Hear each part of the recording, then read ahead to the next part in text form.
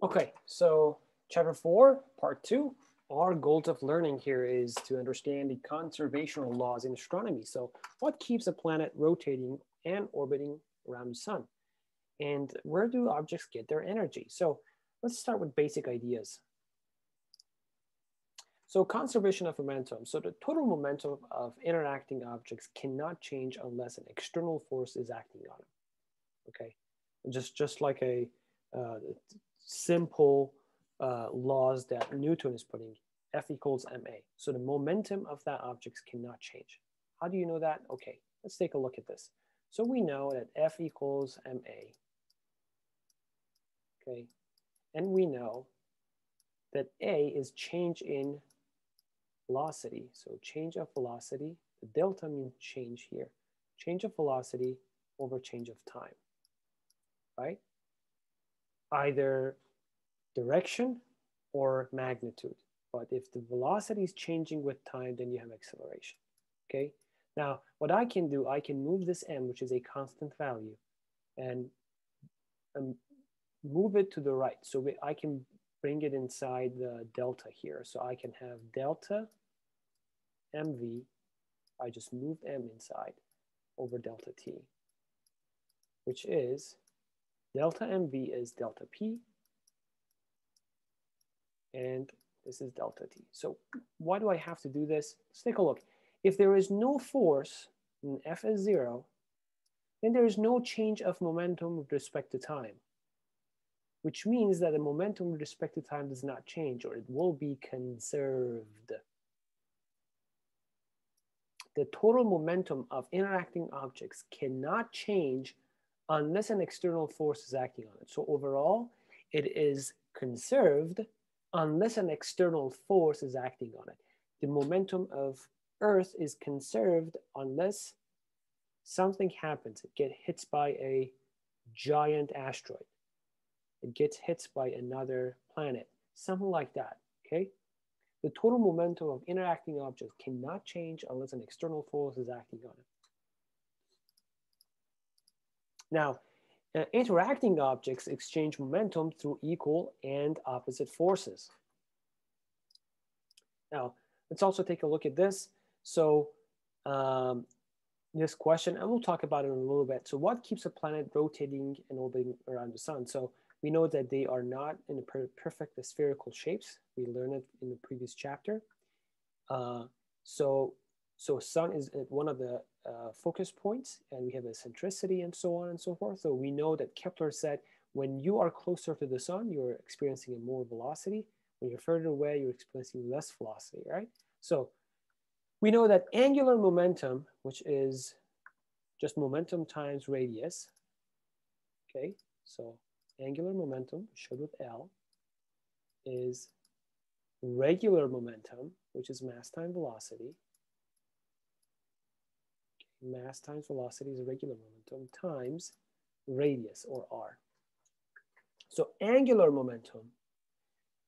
And what is the angular momentum? The angular momentum is just the regular momentum, but for an object that is rotating around another object. Okay?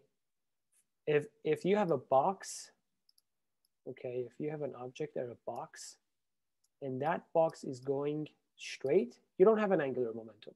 But if that box is going around a circle, then you have an angular momentum. You have the regular momentum times the distance from the center, or radius. Okay? Now, so keep this equation in mind, write it somewhere, it's important. Angular momentum is mass times velocity times radius. Now, the angular momentum of an object cannot change unless an external twisting force or external force is acting on it. So the angular momentum of the Earth is not changing because there is no external twisting force. It's always the same, okay? What does it mean? It means if this guy wants to be constant, if angular momentum wants to be a constant value, okay, if radius goes up, velocity goes down. If radius goes up, velocity goes down. Don't believe me? Let's take a look at this again. If radius goes up here, radius. Radius is going up or increasing, velocity decreases, right? It's very simple. If radius decreases, then the velocity should go up. All right. The angular momentum of an object cannot change unless there is an external twisting force acting on the object.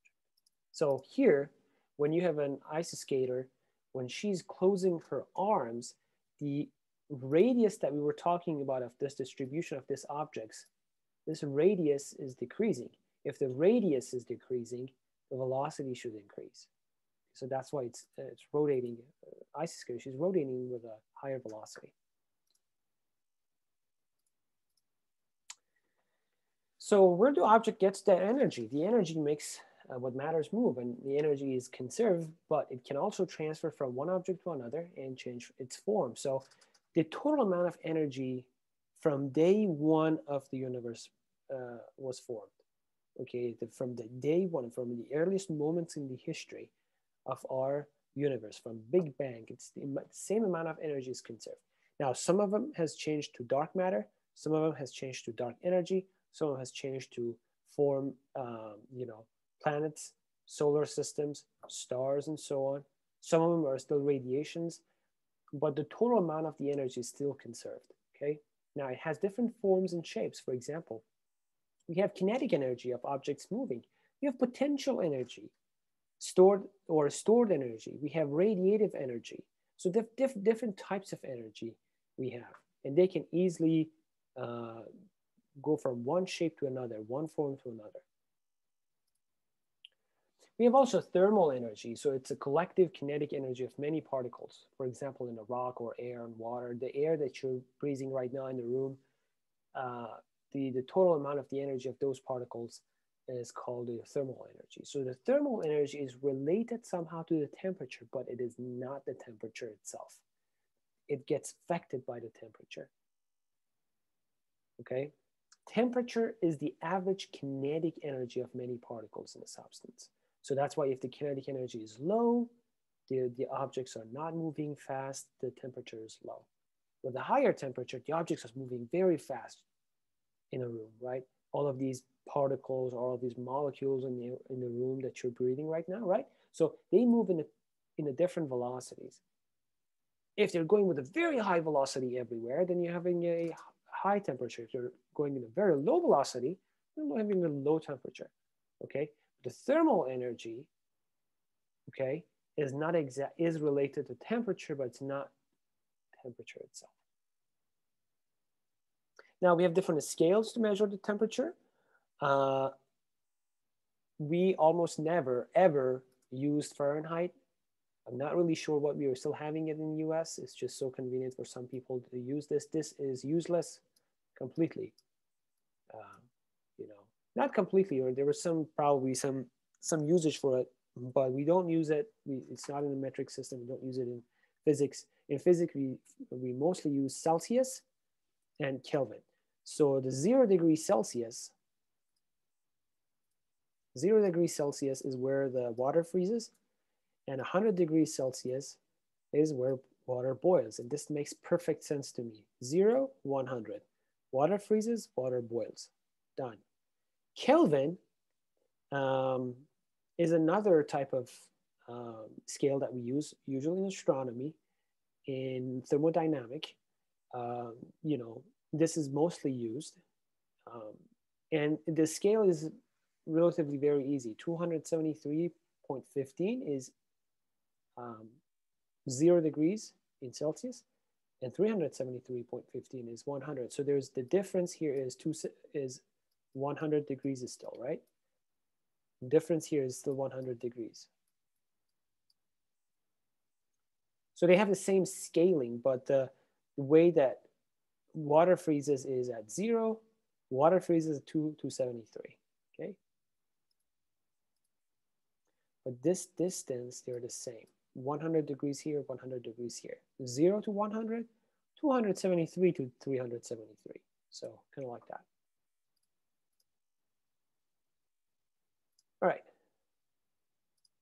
Now, thermal energy, we're talking about it, is the measure of total kinetic energy of all the particles in the substance. Okay? It therefore depends on both the temperature and density. So it's not temperature and it's not the density. So let's say that you have a pot with water inside, 212 degrees Fahrenheit, 100 degrees Celsius, 373.15 degrees Kelvin. And so it's almost boiling, right? So all of these particles are moving around. And then you have an oven with 400 degrees, but there are few particles inside. Which one has the most thermal energy? So remember, there are two factors here. One is density, and the other one is temperature. Okay, so this has the highest thermal energy because the density is higher. Because it is the thermal energy is the measure of total kinetic energy of all the particles. Okay, so these are keywords. There are also gravitational potential energy on Earth. So if and just imagine, just grab your pen or pencil right now and hold it somewhere and then hold it stationary and then let it go. It'll fall down. So what happens is this. You're holding an object here, and that object or ball or pen or whatever has some sort of a potential energy associated with it because of the height that it has. Okay? Just because of the height that it has. So the gravitational potential energy that we have, we showed with U, is related to mass of the object. The heavier it is, the more potential energy you have. It relates to G, which is the gravitational acceleration of Earth, and it also relates to height of that object. So if you increase the height of an object, you're increasing its potential energy. If you're increasing the mass of the object, you're increasing the potential energy. If you go to another planet with a G, which is on Earth is 10, let's say on Jupiter is 17, okay? So you're the G higher, the U higher, okay? These kind of things. It's called gravitational potential energy, or potential energy for short.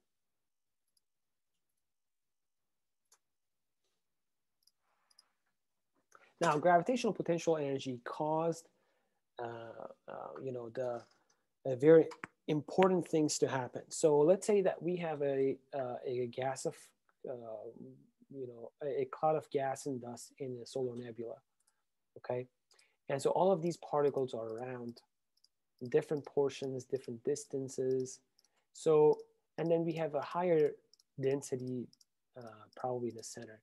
So they started to, compared to the center point, all of these particles have a different height or relative position, right? This one is H, this one is H1. For example, this object is H2. This distance to the center for every object is different, okay? Now, what's happening is if you are losing a potential energy, let's say that you are no longer here. Let's say that you're no longer here. You're starting to fall down to the center. This one is starting to fall down to the center. This one is starting to fall down to the center. This one is starting to fall down to the center. So these are losing their potential energy, right? Because they no longer have the height. They don't no longer have the distance. So they're losing their potential energy. But where does this energy go? So this gas cloud, or this clouds of gas and dust, it's contracting and contracting and contracting and contracting. But where does it really go?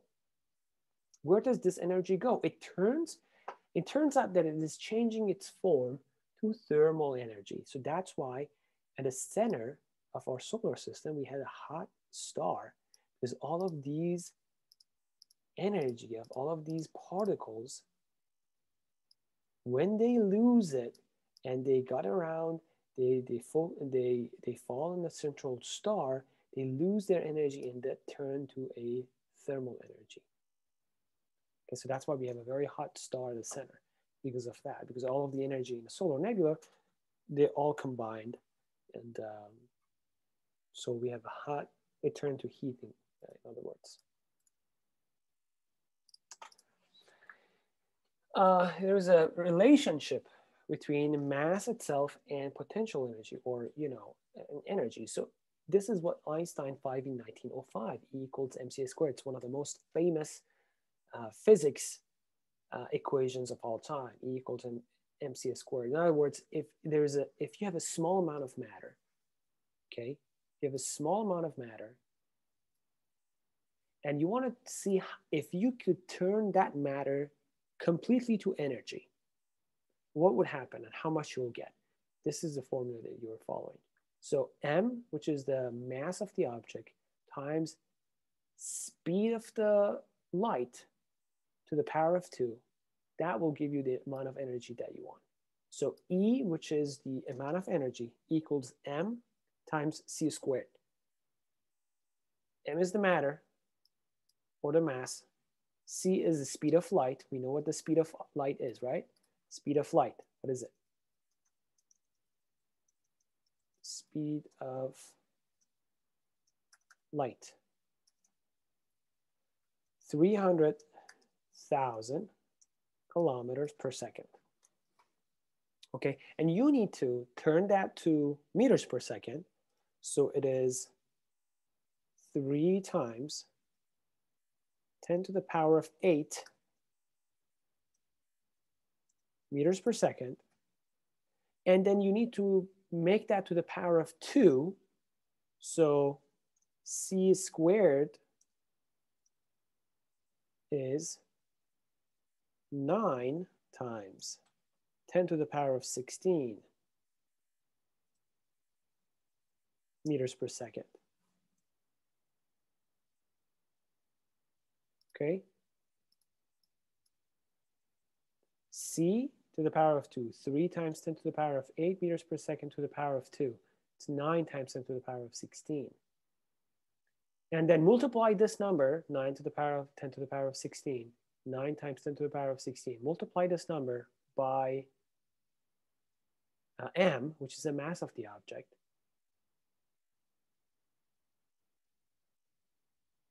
And then you'll get that energy that you're looking for.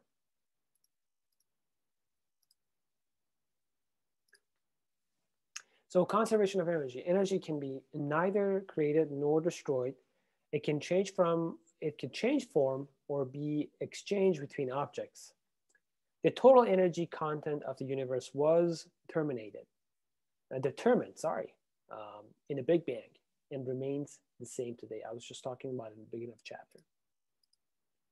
Now, let's talk about the force of gravity. And we're in a home stretch for this chapter, but just these are some of the important parts that are left. So our goals of learning: what determines the strength of gravity? How does the Newton's law of gravity extends Kepler's law? How do gravity and energy together allow us to understand orbits? And how does gravity causes tides? So let's take a look at what exactly the gravity is. So the universal law of gravity is saying that any two objects in the universe will apply attraction force on each other. So every mass attracts every other mass. It doesn't matter how small or big they are. Your cell phone, for example, I'm just using cell phone, your keys, whatever that you have, will apply gravity on Jupiter. Any two objects. Attraction is directly proportional to the product of their mass. So mass number 1, mass number 2. And the attraction is inversely proportional to the square of distance between their centers. So the distance between mass number 1 and mass number 2, the distances between them is d. And the gravity is inversely proportional to d squared. Mass number 1 and mass number 2, the gravity is proportional, directly proportional to the product of their masses. Now, Kepler's first 2 laws apply to all orbiting objects, but it turns out that the ellipses are not the only orbital path. Orbital path could be either bound or unbound. The unbounds could be parabola or hyperbola. So they are not the only orbital paths that we have. So Newton started working on Kepler's third law. Remember what the Kepler third law was? P squared equals A cubed from previous chapter. Okay, so Newton's version of the Kepler third law. So if A, a small object, orbits a larger one, and you measure the orbital objects, and you measure the orbiting object's orbital period and average orbital distance, then you can calculate the mass of the larger object. For example, you can calculate the mass of the sun from Earth's orbital period, which is 1 year, and average orbital distance, which is 1 AU. You can calculate the mass of the Earth from the orbital period and distance of a satellite. You can calculate the mass of Jupiter from orbital period and distance of one of its moons. So it is very, very handy. What does it look like? Let's take a look.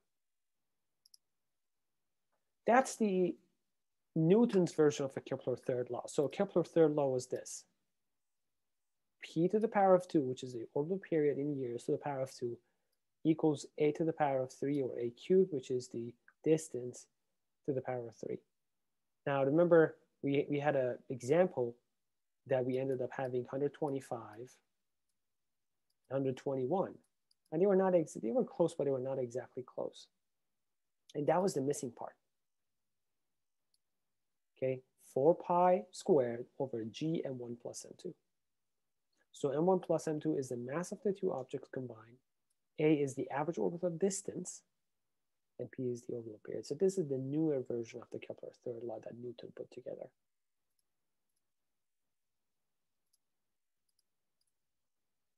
Now, how do gravity and energy together allows us to understand the orbit? Total orbital energy, gravitational, kinetic, it'll stay constant if there is no external force. Okay, so orbit cannot change. In other words, here, so total energy, which I showed with E, is kinetic plus potential. This is total energy. Okay. This guy, E, is constant. If K goes up, if kinetic energy increases, potential has to decrease. Why? Because E is constant. Okay.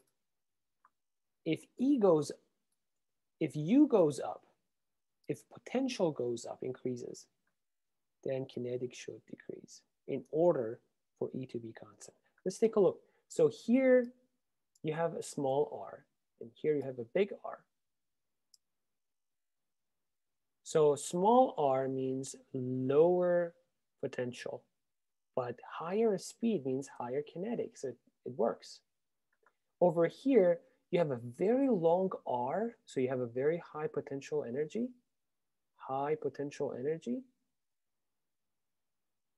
So kinetic should be less. So that's why it's moving slowly. Because this E is constant. The total energy of a comet, a planet, it should be constant. All right.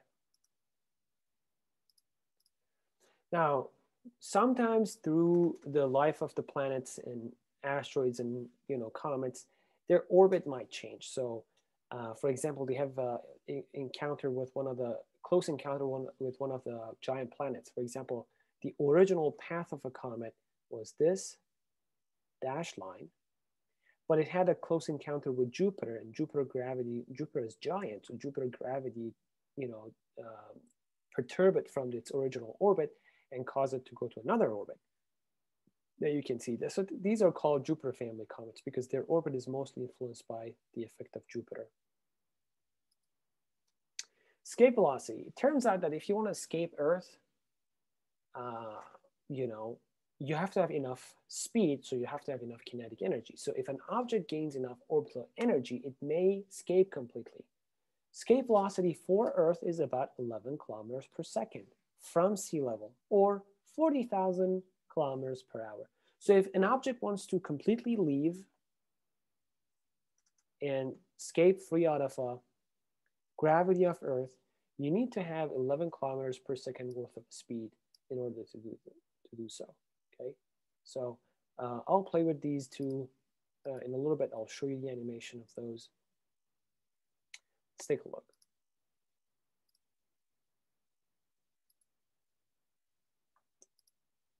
Okay, so let's say that you have a 1 kilometer object here, 1 kilometer object, and the speed is 6. Let me load it and fire. Okay, so the object will eventually fall, will crash into the Earth. Let's increase the orbit. Let's increase it to 8. Reload, fire. 1 kilometer object. So at 8 kilometers per second, it will take 85 minutes to orbit the Earth, or approximately 7 seconds in this simulation. But it will eventually fall down. If you go higher, let's say you go to 13, reload, fire. Okay. It says it will escape into space, never return. You need a minimum of 11 kilometers per second to do so with objects. Okay. And you can kind of see it here. So, all right, let's go back to the PowerPoint. How does gravity cause tides? And so these tides are actually pretty big. So let's take a look. So the moon's gravity pulls harder on one side of the Earth than the other side because it's closer, right? So gravity of the moon when it's in this position is applying more force to this location compared to this location, and a little bit on average to center of the Earth. So that's why Earth experience a little bit of a tidal forces. Okay, the difference in the moon's gravitational pull, in other words, stretches the Earth because it's pulling one side more than the other. Okay, that will eventually cause us to stop rotating. Okay, that this what I was just telling you will eventually cause us to so that we lose our 24-hour self-rotation motion eventually. We did this to the moon. We did this to the moon. Moon was rotating around itself before. We will talk about this in depth in chapter 6, 7. Moon was rotating around itself just like us every 24 hours, but we caused it to stop. So, and the moon is doing the same to us. So,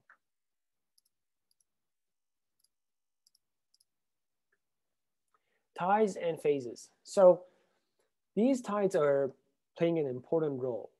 So if it's either the full moon or the new moon, we know that the direction or the position of the moon with respect to the Earth or the sun is something similar or something like that. So it's either here or here. And that's where you have the most tidal forces, okay? But if it's the third quarter or the first quarter, they're not following one another. So let me show you what I mean when I say that. So here, the sun is here in this direction and the moon is in this direction, and they're all in one line. So you have the most tidal forces that the Earth can experience. Okay, let's start moving. Okay, so in this position, the tidal forces are really small because this is where the tidal force of the sun is, and this is where the tidal force of the moon is, and they're not helping one another. Okay, so that's why Earth is experiencing a less tidal force. Okay, but let's go all the way to this position again, where they're all in the same direction. You can see that we are experiencing a huge amount of tidal forces. Okay, And I will talk about what this tidal bulge is later on and why it will cause us to stop moving. Because moon is pulling this back. And so it will cause us to lose few fractions of a second in every century. And eventually we'll stop.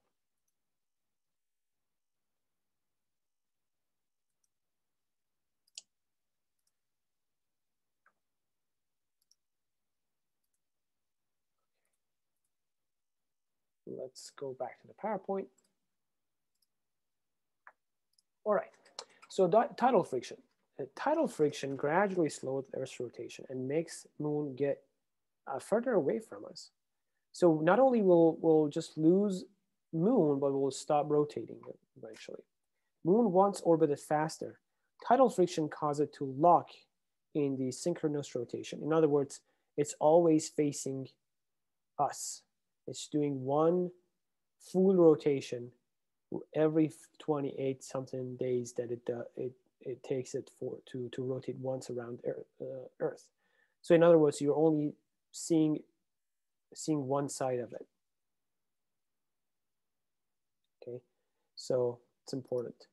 And as I said, so here, the Earth is rotating, right? And so the moon is inserting some sort of force, causing which is a tidal force, right? Causing for this bulge to happen. But Earth is rotating pretty fast, okay? So this bulge is going up right here. But then moon is pushing this bulge back. In other words, pulling the Earth back to where it's supposed to be. And Earth is still rotating. So this will cause that we on Earth and Earth eventually will experience a shorter amount of day in every century. We're losing a fraction of a second every century. Okay. Now, doing so will cause the gravity of a bulge. The gravity of a bulge will cause the moon to go ahead and increase the orbital distance. So eventually, we're going to lose moon, and moon will no longer be a moon for us. It will be another planet rotating around Earth, Sun. If that makes sense, just like Mercury. Okay, this is the end of chapter 4. Comment. Let me know if you have any questions. All right, we'll talk soon.